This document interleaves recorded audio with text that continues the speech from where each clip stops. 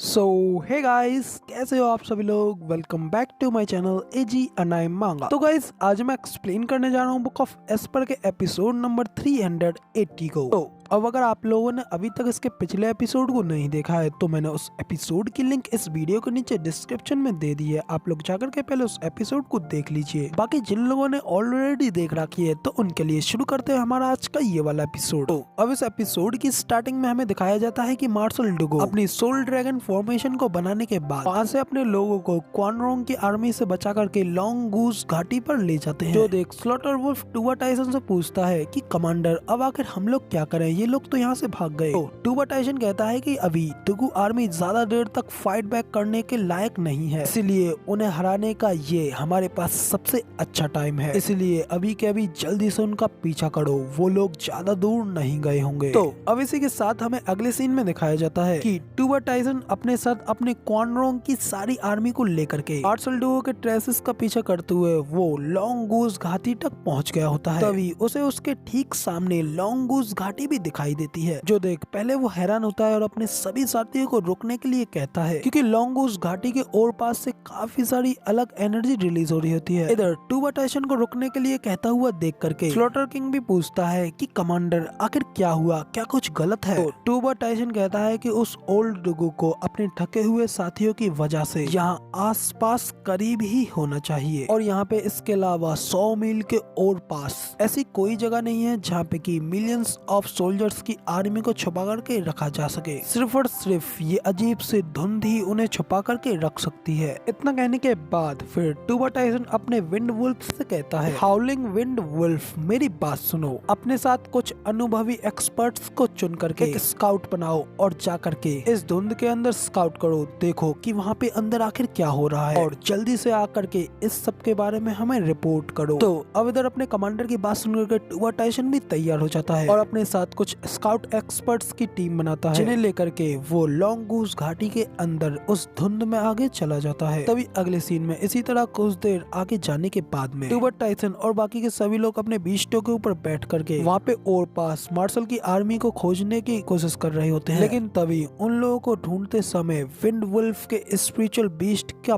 पैर अरे फॉर्मेशन से बने ट्रैप के अंदर आ जाता है, जिस वजह से वो ट्रैप एक्टिवेट हो जाता है और उनके सामने बड़ा सा आग का बवंडर आ जाता है, जो कि ठीक उनको डिस्ट्रॉय करने के लिए उनकी ओर ही आ रहा होता है। ये देख करके विंड वुल्फ भी काफी घबरा जाता है और जल्दी से अपने लोगों से कहता है, ये एक अरे ट्रैप है, जल्दी से यहाँ से भागो। कह करके वो उस बवंडर से बच करके दूसरी ओर भागने लगते हैं। लेकिन तभी वो सामने की देख काफी ज्यादा हैरान होता है। येलो बॉय यानी कि डुगू फैन अपनी लाखों की आर्मी के साथ उन लोगों के ऊपर अटैक करने के लिए आगे बढ़ रहा होता है। इसे देख करके विंड वुल्फ और भी ज्यादा घबराते हुए कहता है कि डुगू फैंग, क्या ये तुम हो। डुगू फैंग उसकी बात का कोई जवाब नहीं देता और अपनी सेना के साथ उसके ऊपर अटैक करने के लिए आगे बढ़ा होता है। जो देख विंड वुल्फ अपने स्काउट के साथ जल्दी से वहाँ से अपनी दुम दबा करके भाग जाता है और कहता है कि डुगू फैंग, अगर तुम्हारे अंदर हिम्मत है तो तुम मुझसे बाद में फाइट लड़ना। इधर हमें डुगू फैंग को दिखाया जाता है, जो कि वहाँ पे उन लोगों को भागता हुआ देख करके वहीं पे रुक जाता है, और तभी अचानक से उसके पीछे खड़ी उसकी सारी सेना भी गायब हो जाती है, यानी कि वो सब कुछ उसके पीछे खड़ी वो सारी सेना एक छलावा होती है। तभी इधर हमारा सेकंड ब्रदर भी आता है और डुगू फैंग से कहता है, बिग ब्रदर, क्या वो लोग असल की एम्प्टी सिटी टैक्टिक्स से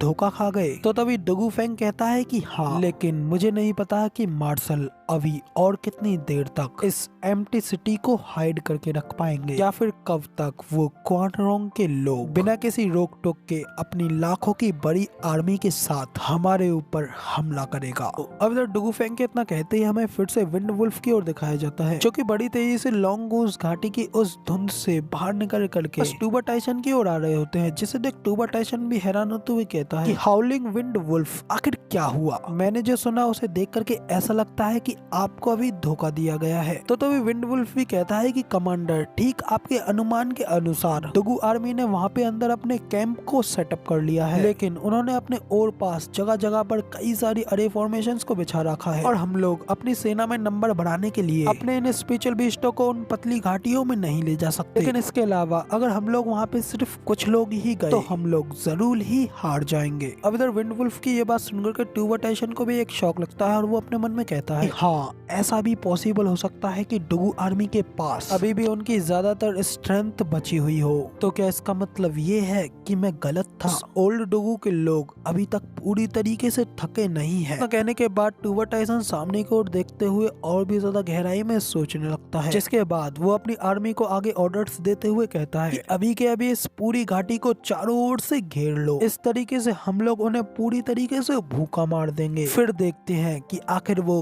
कैसे बाहर नहीं आएंगे। तो अब इसके बाद यहाँ पे हमारा सीन चेंज होता है और हमें कुछ देर बाद का सीन दिखाया जाता है, जहाँ पे कि लॉन्गूस घाटी की उस धुंध के अंदर मार्शल डुगो का कैंप लगा होता है और वहाँ पे उनके कई सारे सोल्जर्स भूख और थकान के मारे बैठे हुए होते हैं, जबकि कुछ सोल्जर्स बाकी के बचे हुए थोड़े खाने को बना रहे होते हैं। इधर इसी के साथ तभी हमें कैंप के अंदर का भी सीन दिखाया जाता है, जहाँ पे कि डुगू फेंग मार्शल को ग्रीट करते हुए कहता है कि मार्शल, हालांकि क्वान रॉन्ग आर्मी यहाँ पे अंदर आकर के हमारे ऊपर हमला करने की हिम्मत नहीं कर रही है, लेकिन उन्होंने हमारी सप्लाईज को कट करने के लिए हमें इस घाटी में चारों ओर से घेर लिया है। तो अब मार्शल आगे अब आप ही हमें ऑर्डर्स दीजिए। तो अब डुगू फेंग की ये बात सुनने के बाद मार्शल को भी कुछ भी समझ नहीं आ रहा होता है कि अब आखिर वो क्या करें, इसलिए वो फिलहाल डुगू फेंग की इस बात का कोई जवाब नहीं देते हैं। तो तभी ये सब देख करके सेकंड ब्रदर भी कहता है कि और क्या हमें इस समय अपनी मदद के लिए फिफ्थ ब्रदर को बुलाना चाहिए? तो गाइस फिफ्थ ब्रदर से इनका मतलब युनहाई से है, युनहाई जिसके के पास खुद ज़ू फैन है। तो अब इधर सेकंड ब्रदर की ये बात सुन करके बाकी के सभी ब्रदर्स भी काफी ज्यादा खुश हो जाते हैं और कहते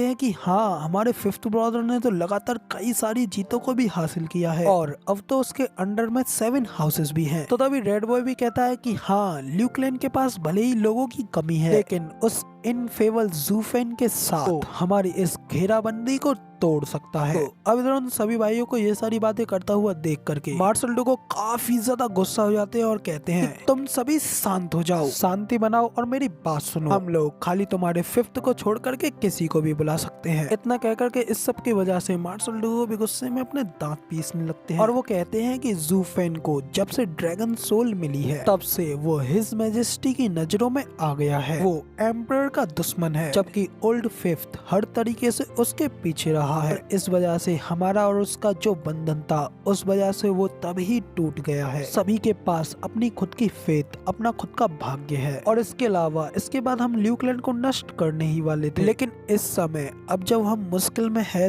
तो हमें उससे अपनी मदद मांगनी होगी। क्या हमारी कोई रेपुटेशन, कोई डिग्निटी नहीं है? तो अब इधर मार्शल डुगो की ये बात सुनने के बाद रेड बॉय भी कहता है कि मगर मार्शल, ओल्ड फिफ्थ को इस सब की कोई परवाह नहीं है। आफ्टर ऑल उसके दिल में हमेशा आपकी जगह एक पिता की रही है। तो अब ये सुन मार्शल वो भी थोड़े इमोशनल हो जाते हैं, लेकिन फिर भी वो अपने इमोशंस पे काबू करते हैं और चिल्लाते हुए अपने चारों होली सन्स से कहते हैं कि मेरी बात सुनो और ध्यान से सुनो। आप में से कोई भी अपने फिफ्थ ब्रदर को मदद के लिए जेड नहीं भेजेगा, वरना तो मैं तुम लोगों के ऊपर मार्शल लॉ का यूज करूंगा। तो गाइस अब इधर मार्शल लोगों के इतना कहते ही यहाँ पे हमारा ये वाला एपिसोड खत्म होता है और अब इसकी आएगी स्टोरी इसके अगले एपिसोड में। फिलहाल वीडियो पसंद आई हो तो यार एक लाइक कर देना, साथ ही कमेंट करके जरूर बताना कि आपको हमारा ये वाला वीडियो का एक्सप्लेनेशन कैसा लगा। और ऐसी अमेजिंग वीडियोस को देखने के लिए मेरे इस चैनल को सब्सक्राइब जरूर से कर लेना। शुक्रिया।